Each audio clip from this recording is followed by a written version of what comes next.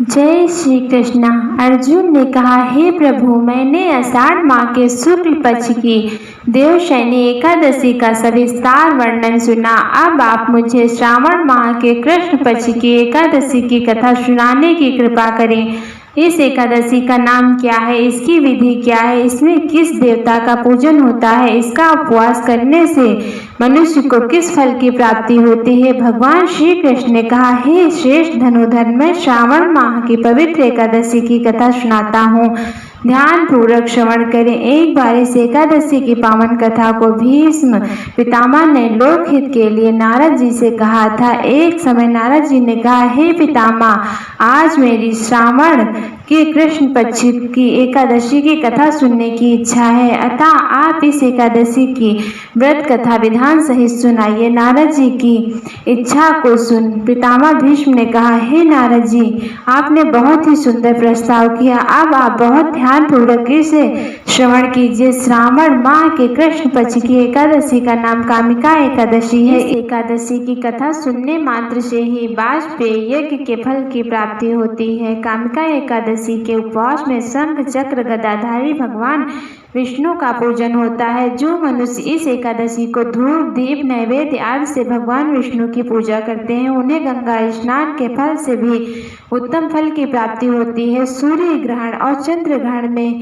केदार और कुरुक्षेत्र में स्नान करने से जिस पुण्य की प्राप्ति होती है, वह पुण्य कामिका एकादशी के दिन भगवान विष्णु की भक्ति पूर्वक पूजा करने से प्राप्त हो जाता है। भगवान विष्णु की श्रावण माह में भक्ति पूर्वक पूजा करने का फल समुद्र और वन सहित पृथ्वी दान करने के फल से भी ज्यादा होता है।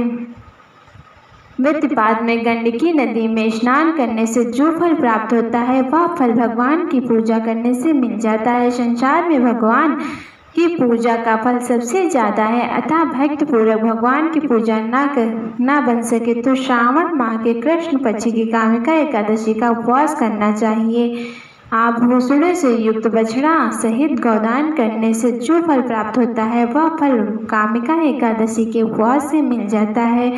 जो उत्तम द्विज श्रावण माह के कृष्ण पक्ष की कामिका एकादशी का उपवास करते हैं तथा भगवान विष्णु का पूजन करते हैं, उन्हें सभी देव नाग किन्नर पितृ आदि की पूजा हो जाती है। इसलिए पाप से डरने वाले व्यक्तियों को विधान सहित इस उपवास करना चाहिए। संसार सागर तथा पाप में फंसे हुए मनुष्यों को इनसे मुक्ति के लिए कामिका एकादशी का व्रत करना चाहिए। कामिका एकादशी के उपवास से भी पाप नष्ट हो जाते हैं। संसार सागर तथा पापों में फंसे हुए मनुष्यों को इनसे मुक्ति के लिए कामिका एकादशी का व्रत करना चाहिए। कामिका एकादशी के उपवास से भी पाप नष्ट हो जाते हैं। संसार में इससे अधिक पापों को नष्ट करने वाला कोई और उपाय नहीं है।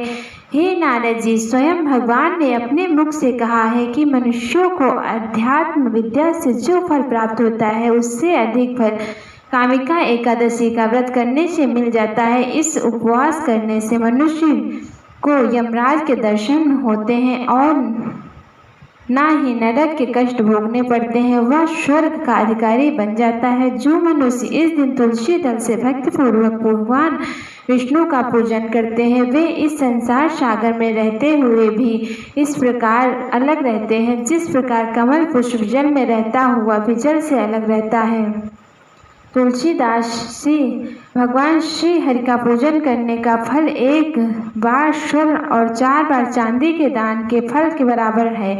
भगवान विष्णु रत्न मोती मणि आदि आभूषणों की अपेक्षा तुलसी दल से अधिक प्रसन्न होते हैं। जो मनुष्य प्रभु का तुलसी दल से पूजन करते हैं, उनके सभी पाप नष्ट हो जाते हैं। हे नारद जी, मैं भगवान की अति प्रिय श्री तुलसी जी की प्रणाम करता हूँ। तुलसी जी के दर्शन मात्र से मनुष्य के सभी पाप नष्ट हो जाते हैं और शरीर के स्पर्श मात्र से मनुष्य पवित्र हो जाता है। तुलसी जी को जल से स्नान कराने से मनुष्य की सभी यम यातनाएं नष्ट हो जाती हैं।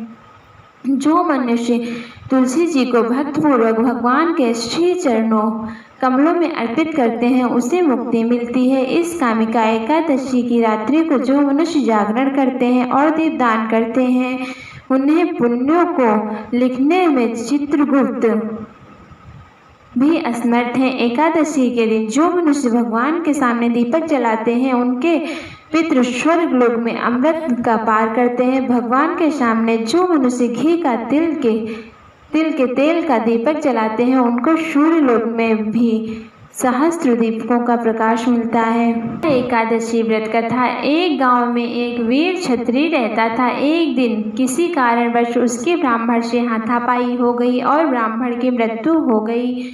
अपने हाथों मरे गए ब्राह्मण की क्रिया उस क्षत्रिय ने करनी चाहिए, परंतु पंडितों ने उसे क्रिया में शामिल होने से मना कर दिया। ब्राह्मणों ने बताया कि तुम पर ब्रह्म हत्या का दोष है, पहले प्रायश्चित कर इस पाप से मुक्त हो, तब हम तुम्हारे घर भोजन करेंगे। इस पर क्षत्रिय ने पूछा कि इस पाप से मुक्त होने का क्या उपाय है। तब ब्राह्मणों ने बताया कि श्रावण माह के कृष्ण पक्ष की एकादशी को भक्ति भाव से भगवान श्री हरि का व्रत एवं पूजन का ब्राह्मणों को भोजन करा के साथ दक्षिणा के साथ आशीर्वाद प्राप्त करने से इस पाप से मुक्ति मिलेगी। पंडितों के बताए हुए तरीके पर व्रत कराने वाली रात में भगवान श्री हरि ने क्षत्रिय को दर्शन देके कहा कि तुम्हें ब्रह्म हत्या के पाप से मुक्ति मिल गई है।